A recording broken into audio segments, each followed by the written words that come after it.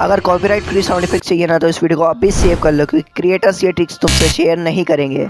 Social media content बनाते हो तो साउंड इफेक्ट्स का तड़का ज़रूरी है, तभी वीडियो में स्वाद आएगा। और सुनो, एक ऐसी वेबसाइट जहां से तुम्हें मिलेंगे 300 प्लस साउंड इफेक्ट्स। ना लॉगिन ना साइन अप, बस सीधा डाउनलोड। बस गूगल पर टाइप करो BBC साउंड इफेक्ट्स, लिंक पर क्लिक करो और कैटेगरी के हिसाब से साउंड चुन लो। सुनो, डाउनलोड करो और बस यूज़ करो बिल्कुल फ्री में। अगर इसका डायरेक्ट लिंक चाहिए तो कमेंट में लिखो साउंड इफेक्ट्स।